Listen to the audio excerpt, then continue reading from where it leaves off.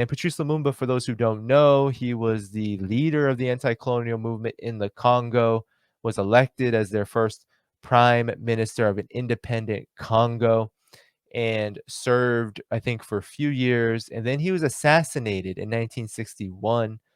It was Belgium in collaboration with the CIA and the British who coordinated his assassination with his enemies within the country. He was burned in acid. His body was burned in acid. And just within the last week, the Belgium colonizers, the imperialist Belgium state, returned his golden tooth. So I wanted to talk about that. I'm going to pull up a news story about it. And then I'm going to talk about, and then I'm going to pull up an article on his, um, on his assassination, why it happened. And if we have time, we can talk about something else, but I'll just start here and then maybe we can go to Colin after. So here we go, guys. Here we go. Oh, what is this? Okay. So here we go. All right. Belgium returns Lumumba tooth to relatives. I mean, this is a real headline. This is how absolutely disgusting the colonizers are. They are literally returning a tooth, not reparations, not any kind of economic and political support reform, no restitution, his tooth. I mean, this is absolutely disgusting. This is what imperialism is. This is what it does. So Belgium on Monday, this was Monday. What day was this written? See, yeah, 620. So this was a couple weeks ago.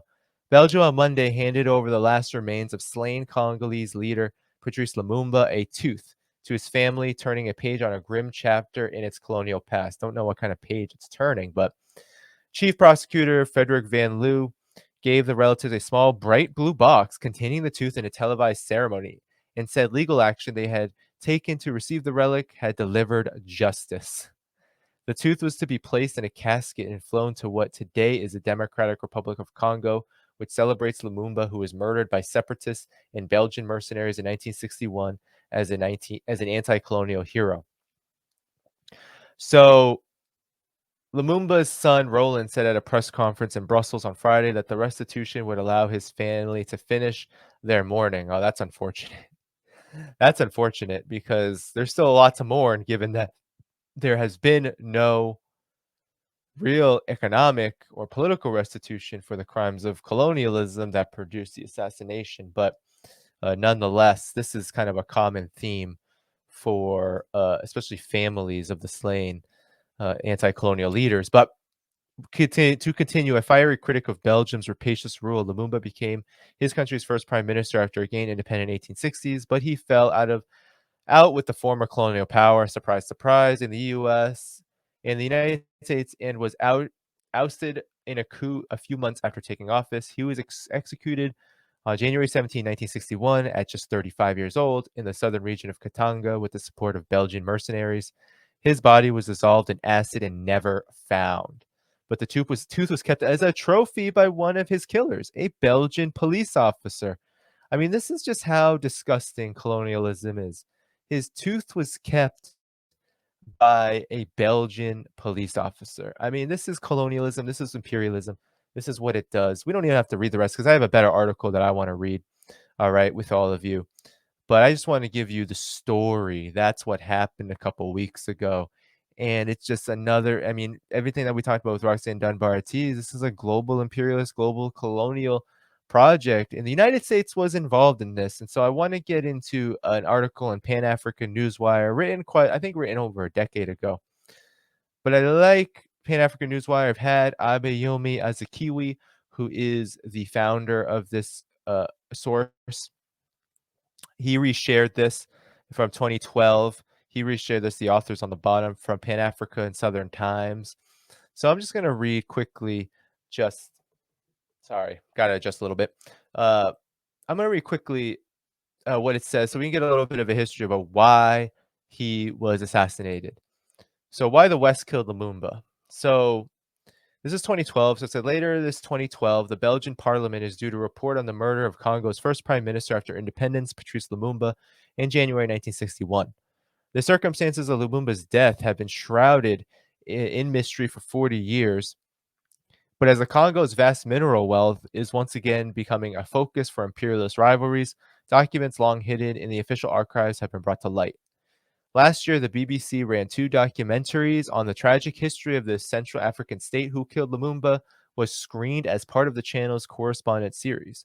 It drew on the forthcoming book by Belgian historian Ludo de Witt, The Murder of Lumumba. De Witt put together his facts from the case from official Belgian archives in the documentary, also used archival film footage and interviewed several witnesses to show that Lumumba was murdered in a plot masterminded by Western governments.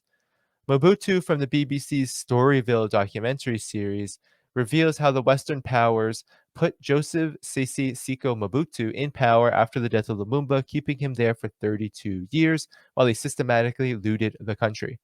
Mobutu became the West's Cold War ally in Africa, and the Congo formed the staging post for CIA operations against Soviet-backed African countries.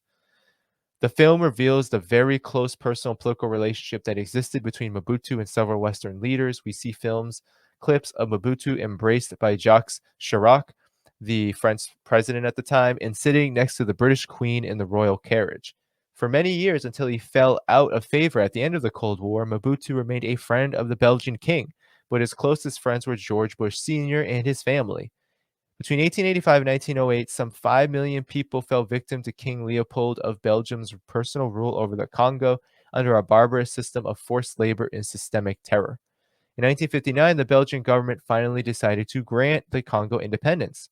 The first election brought Patrice Lumumba to power as prime minister, but his government was an unstable coalition of regional interests and collapsed within a week.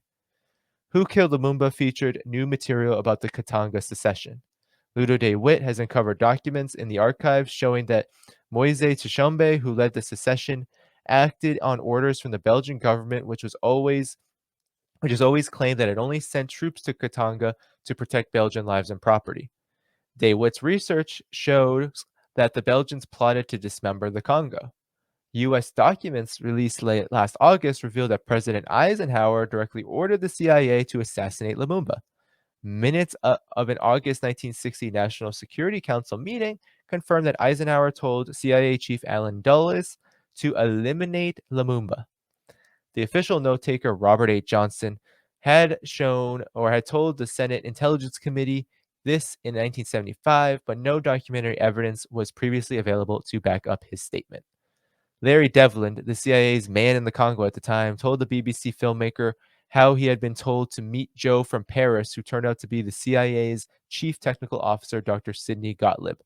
I recognized him as we walked towards my car, recalled Devlin, but when he told me what they wanted done, I was totally taken aback. Gottlieb gave him a tube of poisoned toothpaste, which Devlin was to smuggle into Lumumba's bathroom. He claims he never did because I never had suggested assassination, nor did I believe it was advisable. Instead, I threw it in the Congo River when its usefulness had expired. The usefulness of the poison expired rather quickly because Lumumba was murdered very soon afterwards at the hands of Belgian agents. Eisenhower was not alone in coming to the conclusion that Lumumba must die. A British Foreign Office document in September 1960 notes the opinion of a top-ranking official who later became the head of the MI5 that, quote, I only see two possible solutions to the Lumumba problem. The first is the simple one of ensuring his removal from the scene by killing him, end quote. What steps, if any, were taken to put this plan into action remain unknown. De Witt's work reveals the steps of the Belgian government to remove Lumumba. Belgian military chiefs made nightly visits to Mobutu, then head of the army, and President Kasavubu to plot Lumumba's downfall. Colonel Louis Mallory spoke of the millions of francs he brought over for this purpose. The plot to kill Lumumba was called Operation Barracuda and was run by the Belgian Minister for African Affairs, Count de Aspermont. The Belgian government ordered Kasavubu to sack Lumumba, who turned to the new parliament and won 2 votes of confidence. Mobutu then led a coup d'etat, and Lumumba was placed under house arrest, from which he escaped only to be captured by troops loyal to Mobutu. Contemporary film shows UN troops standing by while Lumumba was first beaten in front of Mobutu, then paraded through the streets of Leopoldville, and finally beaten again. Now Kinshasa. That's what Leopoldville is called now. When taken to Thieville's prison, he almost provoked a mutiny among the guards. Count d'Espermont ordered him to be taken to Katanga province and certain death. On the flight there, he and two supporters, Maurice Mapolo and Joseph Okit, were beaten so badly the pilot complained the plane was in danger of crashing. All three were shot by a firing squad commanded by the Belgian officers and watched by Moise Shishombe. The Belgian commander of the Katanga police force, Gerard Sowote, was given the grisly job of destroying the bodies. Enlisting the support of a friend, they chopped up the corpses before dissolving them in acid. Sowote recalls that they were drunk for the 2 days because we did things an animal would not do. Both these films, okay, so that's the deal, okay? And here we go. Why was he killed? Why was the might of at least three Western powers bent on eliminating this one man, even as he was held prisoner, reviled and beaten by his captors, and was without military or political power? Some say the answer is that he posed a threat to the West because he was a committed Pan-Africanist, and since his death, he has certainly taken on a status of a Pan-African martyr. By late 1959, Britain and America concluded, far from representing a threat, Pan-Africanism offered the best chance for preventing revolution in Africa. Pan-Africanists of much longer standing than Lumumba, such as Kwame Nkrumah, Kenyatta, Julius Nyerere, Obote, and Ezekwe, had come to power around this time. The experience of the Congo, with its million-strong working class, its largest on the continent outside of South Africa, was a powerful factor in bringing them to that conclusion. You also had strikes and demonstrations breaking out in 1959 as the mineral boom ended. The Belgian government decided to grant its colony independence. Their oppressive apparatus was geared towards brutalizing a divided and dispersed rural population, not an increasingly well-organized working class that was losing its local and communal loyalties. When Lumumba showed that he could not be relied upon to control the Congolese working class, his fate was sealed. The West decided to make an example of him to the masses and to other African leaders to show what would happen if they opposed imperialist diktats.